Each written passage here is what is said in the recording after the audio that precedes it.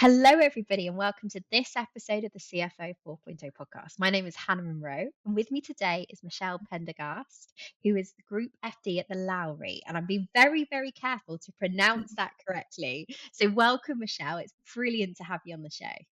Thank you so much, Hannah. It's an absolute privilege to be invited to the show. Really, really grateful to be here.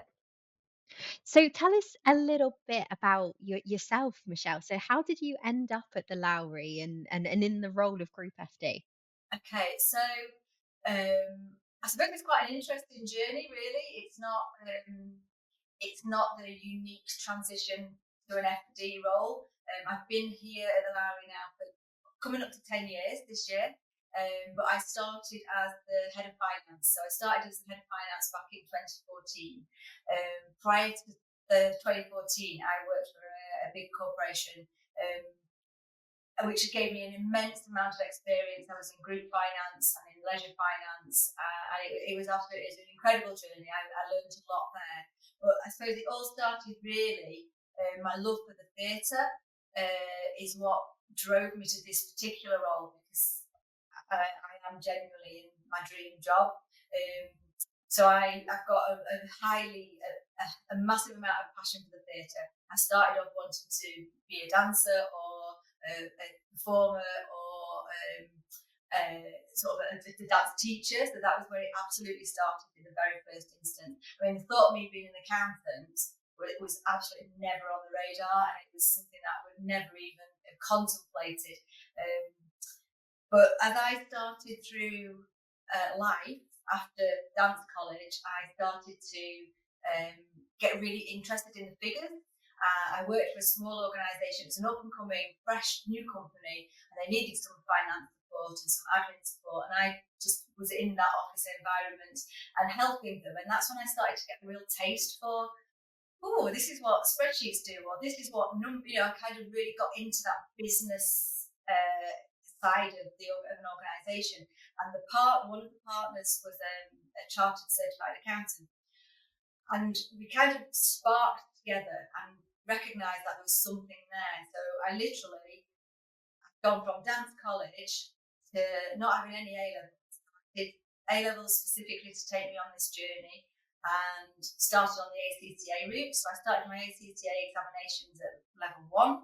I was working full time and just started at this level. And as the journey progressed through, I was just getting more excited by it. And it sounds quite sad, doesn't it? But I was genuinely quite excited by this route that I was taking, and realizing the differences that you could make to a business by knowing what the numbers meant and how it told a story, and then introducing different stock control systems or invoice packaging systems, and kind of just that was it really. But throughout the journey for ACCA, I then realised that I needed to get some actual practice and go into audit. So I went from dance college to industry to then getting a flavour for becoming an accountant, and then went into practice. So I spent a good solid, well, I'd say solid, 3 or 4 years in practice and actually learning audit and VAT and everything that went with that. And this small practice experience, it gave me an avenue to go down all different client bases as well. And I wasn't just stuck doing, one particular aspect of audit. And it was just that full flavour of everything all at once. And then an opportunity came for me to go to a larger organisation, which is where I was pre the Lowry. And I stayed there for a good few years, progressing through the organisation, but again seeing group accounts, leisure accounts, and again bringing in lots of different systems and noticing how it was telling the story. But I really wanted to do something that I felt was worthwhile. Yeah. And I really felt that I wanted to do, I don't know, just something that was more for me, more passionate in terms of the dance or acting, or just going back into the arts in some way. And when I literally saw this job advertised at the Lowry on a Sunday night, and the closing date was the Monday morning, so I quickly applied, and the rest, thankfully, is history. So yeah, so it's kind of I'm here still can't quite believe that I'm now the FD, which I've been in post for just over 2.5 years, or just over 2 years.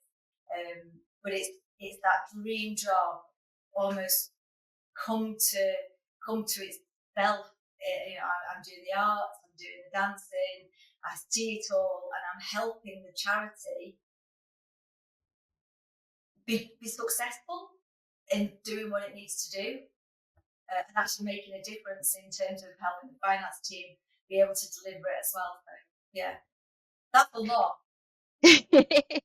And what a journey. Dance college to accounting. But it's really interesting. I speak to more and more people in finance that come from creative style backgrounds and just fall in love with the almost the impact of finance, which I think is super exciting. Yeah, So so talk to us a little bit about that transition. So for the role prior to the Lowry, obviously it was in a for-profit organisation, from what I yes, understand. How did you absolutely. find the transition from for-profit finance Ooh, into non-for-profit? good question. So at the start, I actually found it because I was focusing on what do the numbers mean, and it was when I started the lab, it's very much about bringing the new team together. They've been without a head of finance for quite a few months, so it was about actually learning the business and managing the team and getting everybody back on the same page to be the face of finance and to sort of like finance is fun for the organisation. I think it had a bit of a it had been quite challenging for the past 3 months because they'd had no leadership. Well, they had the group FD, but no practical day-to-day experience leadership. So what we were focusing on at the start was just reconciliations, and so not for profit or for profit is exactly the same thing. It's the same accounting standards, it's the same software challenges, it's the same. Everything that we were doing day to day was the same. Where it started to get a little bit more interesting is the focus on learning the business activity, so that business partnering strengths, and actually going and talking to our learning and engagement teams and realizing what it is they're doing and how they're trying to facilitate all of the activity with very little funding, and actually recognizing their challenges and how to overcome their challenges to then get the right reporting structures in place to give them the right answers. A lot of what we do on our stage is not commercial. So it was, again, looking at a different avenue, looking at why are we bringing this particular show to the stage? What we're not going to make a profit from it, but why are we doing it? And it's the artistic messaging or it's the strategy messaging, and it's making sure that the whole organisation have got that insightfulness, because there's a very, it's not so much just the finance person going from not for profit to profit, but within this organisation, we've got a lot of different departments where their focus is very much commercial or very much not commercial. So even here, it's it's just messaging. It's all about the right messaging, I think. Did that answer the question? It does, and I guess the piece is that obviously you're more focused on, I guess, the outcomes of the business Mm. activity necessarily than the financial outcomes. How do you balance that with the finance and the reporting aspect of being a normal organization, and that you obviously got to have the money in the bank to do that, but how do you evaluate the business case for where you put your money as a charitable organization? Right, now that is a good question. And so we've got at the lab, we've got three main focuses. So we've got our performing arts, our visual arts, and our learning and engagement strand. So those are the main three core charitable objectives that we want to fulfill. And then everything that goes around it is the ancillary income or the ancillary activity or the shared support functions that help drive those three pillars. So in terms of the strategy to decide where the money goes, ultimately is dictated to by the funding. So if we're successful in getting a grant to deliver a schools project, or a Speak Up for Change project, then that money absolutely goes 100% to deliver that piece of work. If we get funding for a visual arts project, then again, that money specifically goes to that area where the commercial strands are helping drive the charitable objectives. So we'll have the conference and events functions, for example, will make quite a substantial amount of profit, but that money we can then choose where it goes because it's earned income, it's traded income, so we can decide how best to make use of that money. So it might be that we want to put it into the learning and engagement team because we want to specifically look at the homeless project. We know it's not got enough funding from the public or from grants, but the Lowry then will continue to fund that project to make it work. What finance find difficult, I guess, and we use Sage 200 for all of our reporting, which is great for the basics.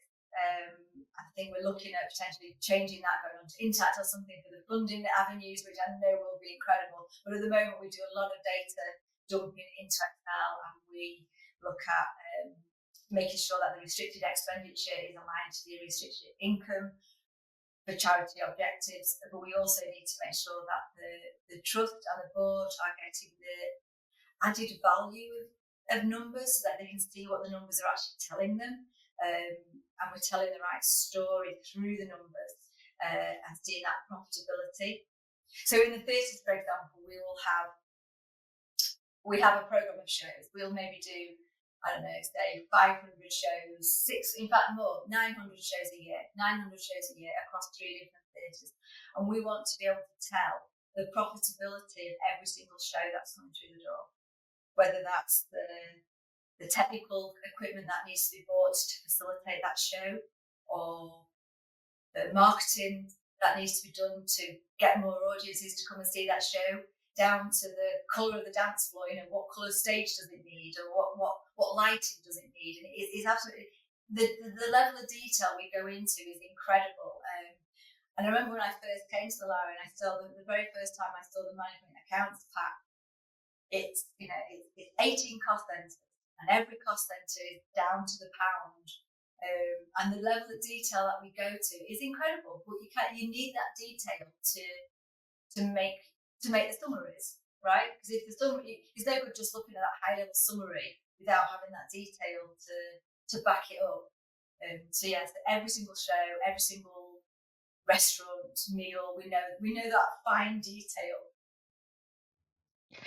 And I guess there's often choices that a for-profit organisation wouldn't make. So you might run a show at a loss because it has an additional benefit or meets I guess, a mission or objective that you, you want to achieve. So how do you balance? Like, how do you find the balance between those kind of choices but also making sure that the organisation is financially secure?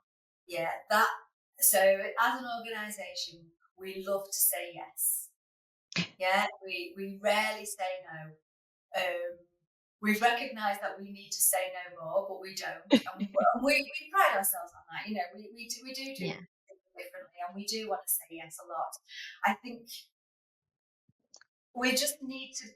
So we have our 3-year business plan. We have an obligation that we've set to the Arts Council, and we set out exactly what we want to achieve, and we have our KPIs and our operational KPIs that we want to say. We'll set it out, and we say we know we want to bring in 20 new dance shows this year. So we have those objectives set as part of our business plan, and we make sure that we're driving it. We have got a fantastic team. Our head of operations and our head of theatre operations, two heads of, and they are amazing. They go out and they're speaking to the visiting producers, and they're engaging in real life relationships and bringing in new material. So they'll go up to Edinburgh Fringe and spend however long there watching hundreds of shows to identify what's new, what can come to the Lowry, and what can we bring in that's never been seen before. And I'll resist in mentioning some particular shows because that's not what we're here to do. But there's a particular show that they saw like 6 years ago, up in Edinburgh Fringe, and it was amazing. They brought it to the Lowry. It made a loss, okay, but it doesn't matter because it made a loss, and what that show has done 6 years on, it is going to the West End. It is going around the country, and it is now making huge profits, not just for the visiting companies that it's going to, the visiting venues that it's going to, but for the organisations, for the artists that are involved, and that's an absolute. That's what we're here for. That's the journey that we want to see. It's not just about our journey; it's the journey of the people that come into this organisation. There's a particular show on actually at the moment, which is in the West End, and it's recently won. I think it's up to 9 Oscars. I think it won loads of awards very, very recently, and they started here at Lowry in our artist development program, and they were straight out of university, straight into the studios here. We probably performed to an audience of 100 people, and with the artist development program that we have, we've been able to help them with funding, and it's not just always about the funding. It's about the shared experience and the knowledge as well. So helping them understand how to put on a show, what marketing looks like, what technical things they need to consider, and they've gone on. They've then performed in one of our other stages, and like I say, they're actually literally in the West End at the moment. They're coming back to us next year, and they've just done it exceptionally well. But it's about seeing that drive. One of the saddest things actually is when you come to watch a show at the Lowry and it's an amazing performer and the theatre's empty, and that's not good for anybody. But it means it's good for those that have come to see it because it's fantastic, but it's maybe a bit quiet in the auditorium because there's only 200 people here. We've got an auditorium which is going to take a lot more than 200 people, but we've brought something to the stage that can't be seen anywhere else. And yeah, we've made a huge loss on it, but it's about bringing fresh art, fresh performers to our stage because somebody's going to really enjoy it. It's making art and drama and dance, whatever guise of art it is, accessible to a new audience. We do pride ourselves on we have a lot of dance comes to this theatre, but we can on one hand have Warhorse or Les Mis because they're popular commercial products that other people have seen in commercial outfits, and it's the profits that we can get from those then enable us to bring that real small brand new performer to the stage. And can you share the names of those ones that you guys started? Are you allowed to tell us a little bit? So Operation Mincemeat is the one that I'm particularly thinking of. Oh, yes. I've We've seen got that advertised. yeah, if you get to see it, it will be incredible. So the guys that do Operation Mincemeat, I think it's Warwick University that they started at, and they came through our artist development program. Oh, So yeah, amazing. it's really quite incredible. But it's the same for a lot of people. We've got a lot of people on our stages that, in fact, and I'll mention another one. We have one of the things that our organisation are involved in is a CAT scheme. It's a Centre of Advanced Training, and it encourages underprivileged dance enthusiasts to young children. So I think you have to be 12 to start, but anywhere between 12 and 16, possibly 18, 12 and 18-year-olds who've got something inside them. They want to dance, but they don't have the funds to go to dance school, or they don't have, it's frowned upon in their communities to go and do dance, and we encourage that here. So we have a granted scheme. It's not just at the Lowry, it's the national programme. The national programme encourages, but we run one of those schemes here. And I think we had a young guy who came from an underprivileged background, and I don't know whether you ever dance, Hannah, but if you're a dancer, there's something inside you. It's that passion. It's a way of expressing yourself. I know. So it's a very good outlet for people that were from all sorts of backgrounds, whatever. There's no boundaries, and that's the beauty of art and dance. There's no boundaries. Okay, so we've had people who come here done that art, done that dance background with the cat team, and then they've gone on and been successful, and they dance with the Matthew Bourne Company, and we have Wow. Matthew Bourne that come back, who is incredible. I mean, I absolutely love the Matthew Bourne products, but Matthew Bourne products come to us at least once or twice a year, and this guy, he's from a Manchester suburb, a suburb in Manchester. He's gone through the cat program and he's now on that cat on the Matthew Bourne journey, and it's amazing. And we've got quotes from him to say he would never, it's beyond his wildest dreams to be part of that Matthew Bourne company, and it's just incredible. And it's like there are no boundaries. There are absolutely. There's no boundaries in art, there's no boundaries in performance, and that's what we want to really engage in getting. I know this isn't finance really, is it? But the finance, if the finances aren't right, and if we're not reporting right, or we're not recording it correctly, we can't categorically, hand on heart, say, yeah, those numbers are right, and you can have more funding to do this, or we can share the profits out from the ancillary income. We can share those profits out so that we can invest in that specific area and bring in more communities.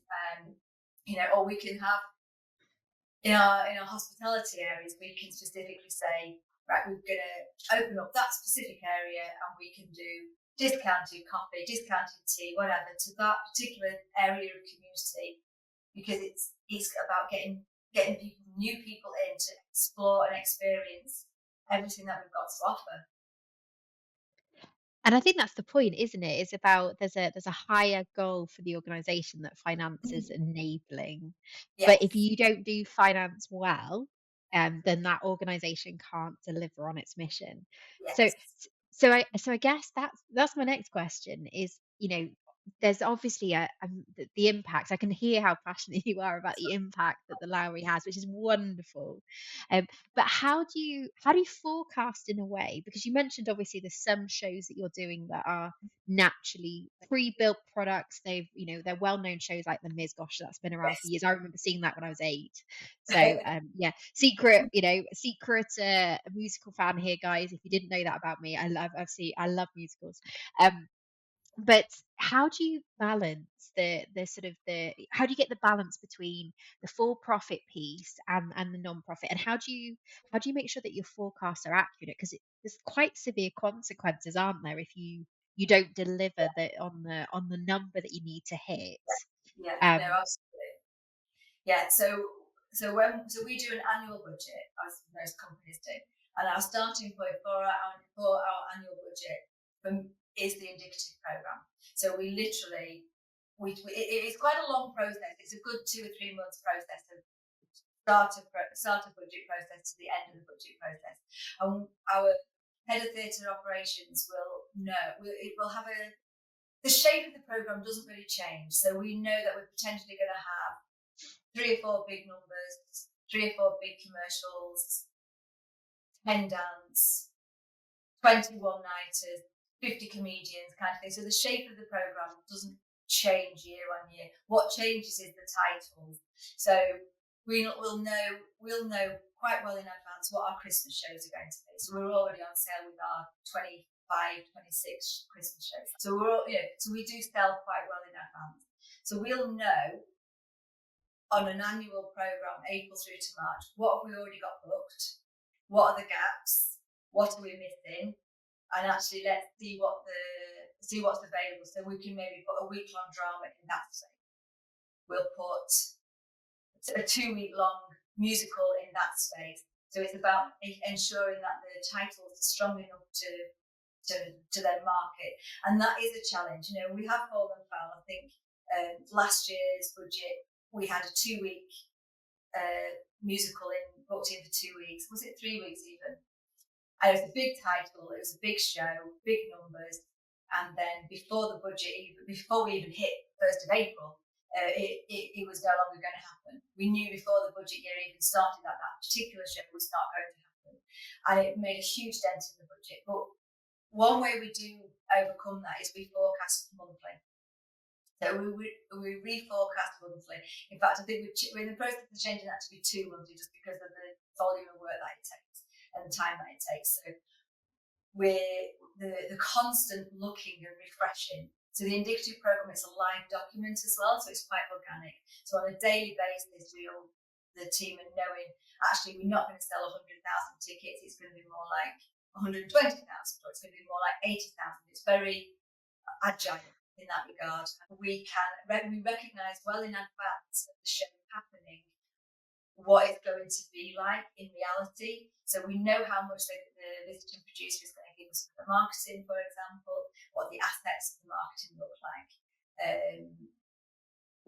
If something was to go wrong, like I was saying last year, this 2 or 3 week show suddenly was not going to happen. So the mitigation for that, to be able to then continue to make some money, not at the same amount, is we'll put in one-nighters. So there's lots of comedians out there. There's lots of shows that they tour constantly. So we then say to visiting producers or visiting companies, we've got these days available. What do you want? What can you do? Kind of thing. So we are post-COVID. The post-COVID is slightly changed. Companies are not prepared to take the same financial risks as they once were. New shows are not necessarily being created in quite the same way as they once were, because companies want that financial confirmation, they don't want the financial risks anymore. So actually it's more the availability of the product coming to us, which was a challenge. But now post, we're into a different phase. We're into a phase whereby investments are a little bit more likely, or we will take something that's more secure. The comedians coming in for the one-nighters is great, and then the ancillary income that we benefit from helps drive the profits. We still do take loss leaders. We still do. We've got shows in that we know it's not going to do so well. We know that the show that's going to come in, it might not. Bear in mind, with most shows that come to us, it's the deal basis. So we're a very, very small percentage of the deal. The majority of the ticket price is actually going to the visiting company. But what the Lowry can do is benefit from serving that audience member the drinks or the meals, or the visitor might go into the shop, or they might nip into the gallery beforehand, and they might donate on on our Go to Give system, and on our little tap to donate system. It's encouraging the visitor to have the best experience that they possibly can when they're in the building. And I guess, with all of the focus on mission and everything that you do, how does your view of finance look in terms of, investing in finance and capability? Because I guess, you want to keep as much money as you can to deliver on the mission. But we said earlier that obviously if finance isn't delivering, then the organization won't be successful. So how do you find the balance between investing in team, in technology, in improvements, whilst trying to, just justify that, taking that away from the mission, as it were? Yeah. Now that is the challenge. That is the huge challenge, because you can only spend the money once, can't you? So we do everything. Finance do things on as cheap as economically as possible. So I remember when I started, actually, we had. It's not 20 years ago. It's only 10 years ago. But 10 years ago, they were still using I don't know what's it called? A tri-ply, like a 3-ply purchase order book. Wow. So they were buying A4 sized purchase order books, green copy to that department, orange copy to that department, white copy to finance. And that's where we were. So it's kind of, we were spending a lot of money on that. We're stamping the invoices, stamping the everything that came through the door was stamped, and a little piece of paper attached to it with a handwritten coding and handwritten supplier name. And it was really quite a bit of an eye. Not going to lie.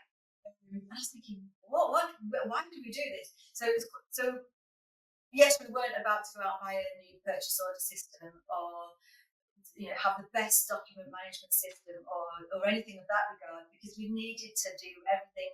We wanted to do everything better and more efficiently, but without a price tag.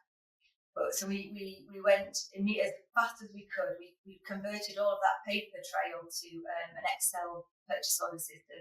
So we're still using most of that today. I'm not going to lie. We've got an Excel-based purchase order solution, which works very well. Just getting everybody to raise a purchase order before they commit any kind of financial liability for the organisation is a challenge that any organisation has. So when you're working with creatives, and a lot of the people there, it's like they just want it. They just need to go and buy it. They don't think about the paperwork or the consequences. But so now we do manage to have PR for absolutely everything, 99%. No PR, no payment, so that works quite well. It encourages the PR solutions to actually happen. But of course, it's not just about the PR, is it? It's about what then happens with those numbers. So we've managed to develop Sage into such a way to get all of our reporting now comes automatically from Sage, albeit feeding through a OGBC link to Excel, but we're able to use some kind of efficiencies there and get that information coming through. We don't use a lot of business intelligence with Excel, because we're just not there with that journey yet. We're trying to, but we do utilise shared resource in terms of Teams and SharePoint, and we went on a big digital transformation last year in terms of making sure that everything's saved in the same place. So finance they've got fingertip access to all of the PRs, all of the invoices, and then they can share that information back out. So all of our budget holders have got immediate access to their management accounts packs. They've got immediate access to everything financial that people need is there, is accessible, but it's not my journey for it going forward. I want it to, I don't know, there's so much that I still want to do. It's kind of the KPIs and the dashboards, that we're not there yet, but that's what our focus needs to be on, driving that. We do have it, but it's manual. It's all within our board papers, it's within our management accounts packs, so it might take somebody 2 days to build, to then have it. So I want the dream going forward is to push a button and actually you've got your dashboard there, and I know that there's functionality within Stage that we're not utilising to its best ability, so we can hopefully drive forward some of those ambitions. And I guess that's an interesting, you made a really interesting comment about working with creatives. So how does the way that you talk about numbers change when you're talking to, I guess, such a creative? Because, like if you're going to talk about creatives, the Lowry absolutely is at the pinnacle of that. So how does the way that you talk about numbers internally change to maybe how you did it before when you're working in a different kind of organization? Yeah. So it's that's a very good point, actually, and it's something that a lot of people find quite challenging and quite difficult. And as well as I know when I've interviewed people to work for finance, the strongest thing that I keep saying is we are very different, and you're not literally, because we don't wear hats. Obviously, we're not wearing hats, but you are actually you've got to have a different hat on, regardless of who's coming in through that door. One moment you've got somebody walking into the finance office asking you about the cost of straws, or the cost of beer, or the cost of disposable napkins, and you've got to be able to answer those questions, and you've got to be able to talk to that person in a way that they can understand. And the next minute you've got somebody coming in and they want to buy yoga mats for the cat students, because they're going to be doing something, and they don't have a clue about. Actually, I'll take that back, because sometimes the ones that you think are not going to have a clue have got more of a clue, they're more articulate. But yeah, it's you know what it is, Hannah? It's about getting out to business. You know, it's about making time to go down to, I say down because we're upstairs, we're going downstairs to go into the shop, to talk to the people on the shop floor and actually talk about what they've got going on and seeing their product. When you can see them bring their areas to life, and then you can talk about the numbers in real time. Oh, it's not in real time. You talk about the numbers in something that they recognise. So it's about what's on the shelf or what's behind the bar or what's in the studio, and you bring the numbers to life for them in a way that they can understand it. Does that make sense? So it's kind of, if we talk about accruals and prepayments or FRS, this, that, and the other, and no one's going to understand what you're talking about, but we go and say, right, that piece of those strips of gaffer tape are costing £4 a roll. And no, you can't have 20 rolls that you're just going to sit in a corner and waste them. Put it into real terms. I think that's the way we get through it. And actually, everyone that works at Lowry, even in the finance team, they are quite creative. We've got a lot of people who've been here quite a long time. Some are fresh and brand new, and they just want to get into the data validation, and that's brilliant. I'm absolutely loving that. Obviously, that's very key for us, isn't it? Because at the same time, you can be a fantastic business partner and you can sit and chat with the department heads as much as you want, or with the team, the hospitality staff, and you're going to talk to them about how many wines have you sold, and the upselling to the customer, and the interval drinks, and the upselling again to the customer. But ultimately, if you can't then understand what your reconciliations are telling you and how your trial balance is being pulled together, well, what's that on stage and what's that debtor and what's that creditor? If you can't do both sides of the scale, it's very difficult. And getting that balance is key, and it's hard, but we kind of keep it. I don't know, somehow we manage it. I think because it's so much fun, I think that's a key word, and it's like finance is fun, and everyone around the organisation is catching on to that. And I've been trying to get that message out, and I think it is out there as well, and it's great that she's got the same message. But yeah,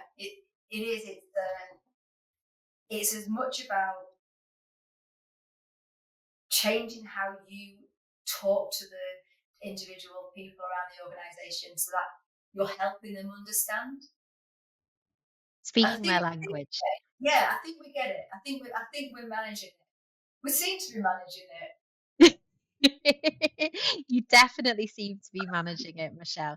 And I guess, if you were going to give some tips to either somebody that's new into running a not-for-profit finance team, or maybe that's stepping up into maybe managing a not-for-profit finance team, having been in finance, what are your top tips for building a great not-for-profit finance function? So I think it's just about being honest, allowing yourself to explore different routes, not being too prescriptive. It's kind of, we all know, absolutely, in an ideal world, we want to have the best of everything, don't we? We want to have the best software. We want to have the best efficiency. If you had all of the money in the world and you want to do everything correctly, you'd go and buy the best purchase ledger system, automated. That's the word I'm looking for. Automated purchase ledger system, or the best BI solution, or the best document management system, and you'd want the best of everything to deliver that. But when you're working for a charity or for a not-for-profit, you don't want to. If you can do it cheaper, if you do it in a more cost-effective way, then that's the way to try and do it, and to engage everybody to come on that same journey with you. We do a lot of socials, we do a lot of fun stuff. We go and talk to the business, and we just try and keep everybody in keeping that passion alive, but for the same reasons. And it is difficult sometimes because you don't want to be, your finance don't want to say no all the time, but we've sometimes got to say no. You know, we've got to try, we've got to keep it on an even, yeah, you can't just go and buy the most expensive yoga mats. You can't just go and buy the most expensive gold tipped cables for that PA system. Can you do it a little bit more cheap? Well, I think because everybody's working for a charity, and most of the people here have got the same focus. They know that we want to drive it forwards for the right reasons, and everyone's trying to not cut corners. And that's I think that's probably a bigger challenge. Is sometimes you just want the department head to say, this is how much it's going to cost to move forward with that transformation. This is how much we need to do to deliver the transformation. And actually then the directors can then decide, is that the best use of the money? Rather than always trying to cut corners. And I think that's one of the challenges sometimes, is don't always do it in the most cost effective way, because sometimes we have to buy that gold plated, whatever it is. It's not necessarily the best example because we don't buy gold plated cables. But keeping the finance function, it's trying to be one of the challenges. I think, let me think of the right words here. So for the finance team to be aware of what goes on, and the only way they can be aware of what goes on is to go out into the organisation to see it, and then that will help them understand the numbers behind the journey, behind the Lowry. We very recently just finished a big socio-economic impact study, which is incredible. It's on our website. They go out and read it. It's an incredible piece of work, and the message in that impact study is incredible. It brings to life what we're about. And we had a launch event. During that launch event, there was some hospitality staff, because there was some canapes and some drinks involved. So they were listening, and they were able to sort of be on the back row almost, so the back of stage, but listening to what we were launching, and it reminds everybody. They were actually in awe, thinking, remembering, oh, that's what we do, or that's what this department do. And quite often the different departments don't know what each other does. So I think it's really important just to kind of step back sometimes and just think, that's what we're doing, and that's why we're doing it. And actually, we're helping. Yes, we're only doing numbers in a spreadsheet. So we're drawing numbers into a spreadsheet, or we're putting numbers on stage, or we're processing thousands and thousands of bank transactions, but this is why.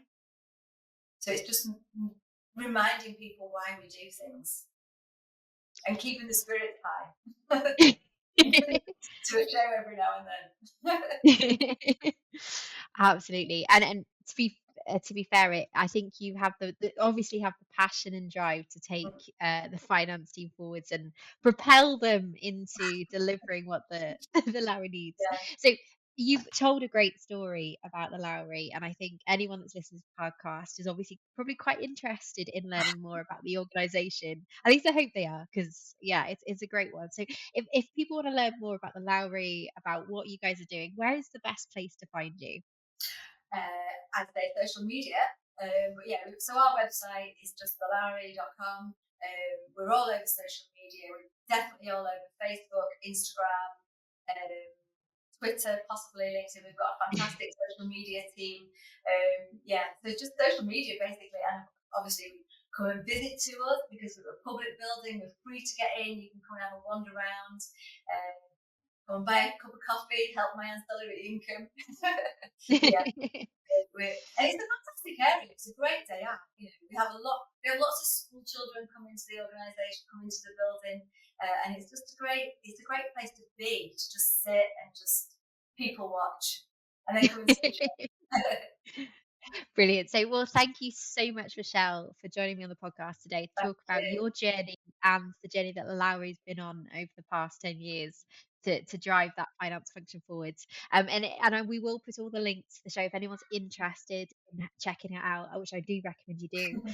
You look at the show notes and have a look. So, thank you, Michelle. It's been lovely to chat to you. And thank you to our listeners. If you have some questions for Michelle that I should follow up with her about, then please do let me know. And yeah, thank you again, Michelle, for joining me. Thank you so much, Hannah. It's been great. Thank you.